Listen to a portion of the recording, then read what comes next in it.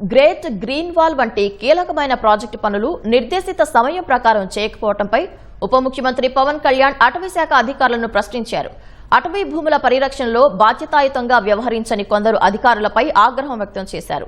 విధులు నిర్దేశించిన బాధ్యతలపై అలసత్వం వహిస్తే ఉపేక్షించలేమన్నారు. విదేశాల్లో పట్టుబడిన మన ఎర్రచందనాన్ని కేంద్ర ప్రభుత్వ సహకారంతో వెనక్కు తెప్పించేందుకు చర్యలు తీసుకోవాలని అధికారులను ఆదేశించారు.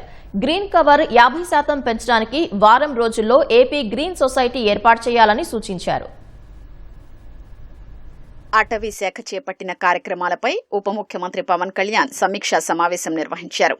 గ్రేట్ గ్రీన్ వాల్ ప్రాజెక్టు పనులు జరుగుతున్న తీరుపై అసంతృప్తి వ్యక్తం చేశారు. పనుల్లో వేగం లేదన్నారు. ప్రజలకు జవాబుదారీగా పారదర్శకంగా పనిచేయాలని స్పష్టం చేశారు.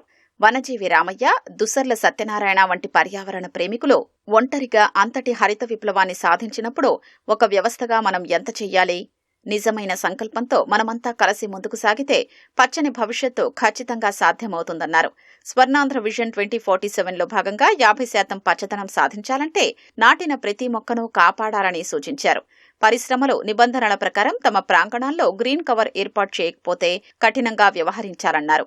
నగర వనాల్లోకి అడుగుపెట్టగానే ప్రజలకు ఏదో ఒక సాధారణ పార్కుకు వచ్చామనే భావన కాకుండా ఒక దట్టమైన అరణ్యంలోకి వెళ్లామనే అద్భుతమైన భావన రావాలన్నారు. అమూల్యమైన ఎర్రచందనం విదేశాలకు అక్రమంగా తరలిపోయిందని, చైనా, జపాన్, సింగపూర్ వంటి దేశాల కస్టమ్స్ అధికారుల వద్ద వేల కోట్ల విలువైన మనకలప ఉందన్నారు. కేంద్ర పర్యావరణ, అటవీ మంత్రిత్వ శాఖతో సమన్వయం చేసుకుని ఆ ఎర్రచందనాన్ని తిరిగి దేశానికి రప్పించే ప్రక్రియ ఎంతవరకు వచ్చిందని ప్రశ్నించారు.